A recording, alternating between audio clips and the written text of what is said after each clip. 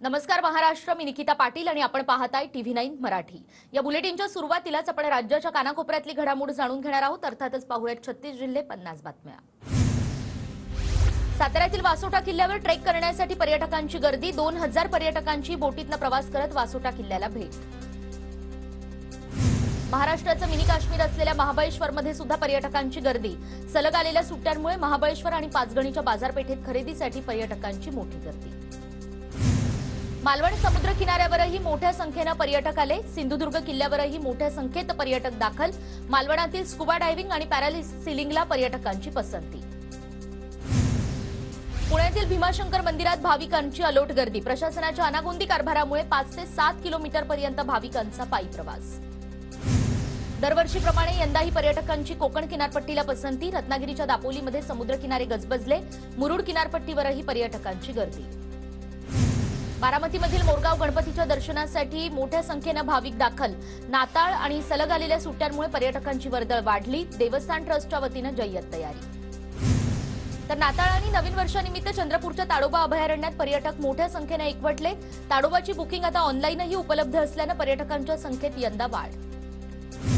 तर पर्यटन स्थळांसह देवदर्शनासाठी आलेल्या आणि देवस्थानांसाठी प्रसिद्ध असलेल्या नाशिकमध्ये सध्या मोठी गर्दी। नाशिकच्या रामकुंड, सीता गुफा, तपोवन, त्र्यंबकेश्वर परिसरातही भाविक दाखल। वर्धा जिल्ह्यातील खरांगणा या ठिकाणी संत काळे महाराज पुण्यतिथी सोहळ्याचा समारोपासाठी गावात दिंडी आणि महाप्रसादाचं आयोजन।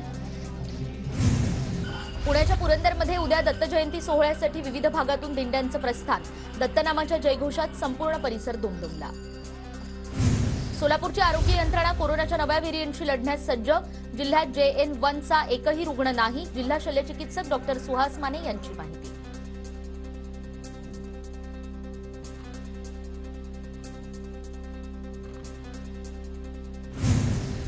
राज्यात नववर्षात पाणी टंचाईचं संकट गंभीर होणार। छोटी मोठी धरणं मिळून राज्यात केवळ 63% पाणीसाठा उपलब्ध।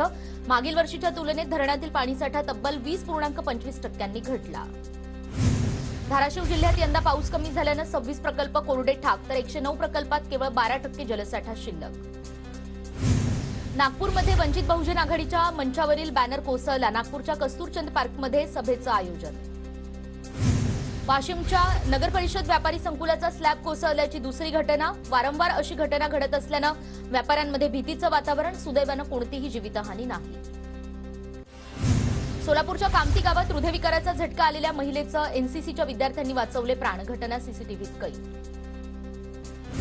सकल मराठा समाजाचं परभणीतील 60 दिवसांपासून सुरू असलेलं साखळी उपोषण अखेर स्थगित। जरांगे पाटलांच्या सूचनेवरून मुंबईच्या आंदोलनाच्या तयारीसाठी आंदोलन स्थगित।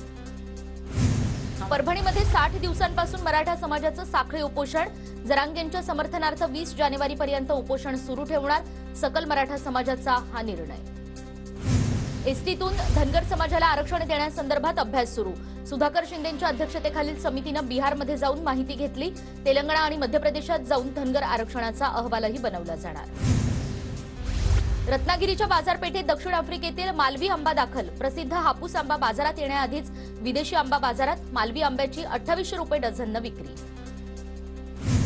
लासलगाव कृषी उत्पन्न बाजार समितीमध्ये कांद्याच्या बाजारभावात 60% घसरण। लाल कांद्याचे कमाल बाजारभाव 1800 रुपयांच्या आत आणि त्यामुळे कांदा उत्पादकांच्या चिंतेत वाढ।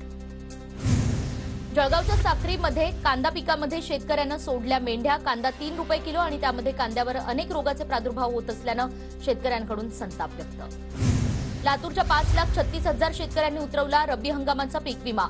जिल्ह्यातील 4,29,000 हेक्टर जमिनीचा विमा उतरवण्यात आला।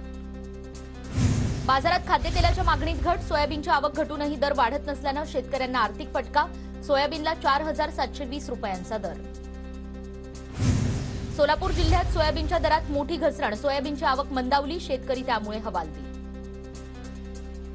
धाराशिवमध्ये खरीप 2020 मधील पीक विमा रकमेवरील व्याजाच्या नुकसानीसाठी तक्रार याचिका दाखल। मूळ पीक विमा रकमेपैकी 168 कोटी न दिल्याचं उघड। वाशिममध्ये कापसाची दरवाढ होत नसल्यानं शेतकरी आर्थिक संकटात। कपाशीला कमीत कमी 10,000 रुपयांचा दरवाढ मिळावी, शेतकऱ्यांची मागणी। आणि सांगलीमध्ये द्राक्ष बागांना अवकाळी पावसापासून वाचवण्यासाठी शेतकऱ्यांकडून संरक्षण शेती। मात्र अधिकाऱ्यांच्या उदासीन कारभारामुळे शेतकरी अद्यापही अनुदानापासून वंचित। धाराशिव जिल्ह्यात एसटी बसच्या तिकिटासाठी आता क्यूआर कोडचा वापर, दुसऱ्या टप्प्यात क्रेडिट आणि डेबिट कार्डद्वारे तिकीट काढता येणार। चंद्रपुरात 67व्या राष्ट्रीय शालेय मैदानी क्रीडा स्पर्धांचं आयोजन, चंद्रपूरच्या जिल्हा क्रीडा संकुलात भव्य रॅलीचंही आयोजन। इचलकरंजी लिंगायत प्रीमियर लीगच्या खेळाडूंचा लिलाव संपन्न, मान्यवरांच्या हस्ते ट्रॉफीचं अनावरण, 12 जानेवारीपासून सामन्यांना सुरुवात होणार। अहमदनगरला हजारो ख्रिस्त बांधवांची ऐतिहासिक ह्यूम मेमोरियल चर्चमध्ये प्रार्थना, मोठ्या उत्साहात नाताळ सण साजरा करत परस्परांना शुभेच्छा। आणि वाशिमच्या हॅपी फेसेस स्कूलमध्ये सुद्धा ख्रिसमस उत्साहात साजरा, ख्रिस्त जन्माचा देखावा, कॅरल गायनाचंही आयोजन। सोलापूरच्या माळशिरसमध्ये ग्लोबल इंग्लिश मीडियम स्कूलमधील चिमुकल्यांमध्ये नाताळ सणाचा उत्साह, चिमुकल्यांना शैक्षणिक साहित्याचंही वाटप। बदलापूरमध्ये सध्या नाताळची धूम बघायला मिळाली, बदलापूरमध्ये 22 फुटांचा ख्रिसमस ट्री आकर्षणाचा विषय, रमेशवाडीतील 40 वर्ष जुन्या सेंट फ्रान्सिस झेवियर्स चर्चमध्ये 22 फुटांचा ख्रिसमस ट्री। चंद्रभागा नदीतील अवैध वाळू उपशाविरोधात वारकरी संप्रदाय आक्रमक, चंद्रभागा वाळवंटाची पवित्रता जपण्यासाठी वाळवंट मिलिटरीच्या ताब्यात द्या, शिवसेनेच्या भक्तिशक्ती संवाद यात्रेमध्ये वारकऱ्यांकडून मागणी। धाराशिवमध्ये 120 चौरस फूट रांगोळीतनं साकारले श्री दत्तगुरूंचे अमूर्त रूप, 5 तासात साकारण्यात आली रांगोळी, 70 किलो रांगोळीचा वापर। विद्युत रोषणाईनं उजळला पंढरीचा भक्तिमार्ग, विद्युत रोषणाईमध्ये श्रीकृष्ण अवतार आणि महादेवाची प्रतिकृती। कोल्हापूरच्या इचलकरंजीमध्ये कलश यात्रा आणि राम मंदिर अक्षता यात्रेचं भव्य स्वागत, मोठ्या संख्येने नागरिकांची उपस्थिती। पंढरपूरमध्ये भक्तिशक्ती संवाद यात्रेला आजपासून सुरुवात, राज्यातील 6 विभागातून यात्रा निघणार, 28 फेब्रुवारीला कोकणात यात्रेचा समारोप होणार। कोल्हापुरातील यशवंत सहकारी बँक निवडणुकीच्या मतपेटीमध्ये आढळले ताईत, अंगारा माखलेल्या ताईतावर उर्दू असा उल्लेख आणि निवडणूक यंत्रणेतील कर्मचारी त्यामुळे अवाक।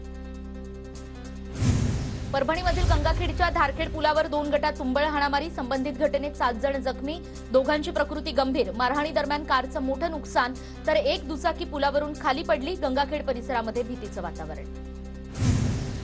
भंडाऱ्याच्या मोहाडीमध्ये बहिणीच्या चारित्र्यावर संशय घेत भावानं केली बहिणीची गळा दाबून हत्या, आरोपीला अटक, घटनेनंतर तालुक्यात खळबळ।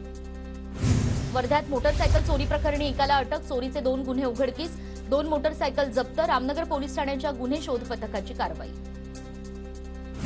वर्धा जिल्ह्याच्या कारंजा तालुक्यातील वाघोडा शिवारात दरोडा, दरोडेखोरांनी फार्म हाऊसवरील 55 पोती सोयाबीन आणि सोन्याचा ऐवजही लंपास केला, दरोडेखोरांच्या झटापटीत एकाला चाकू लागल्याची घटना।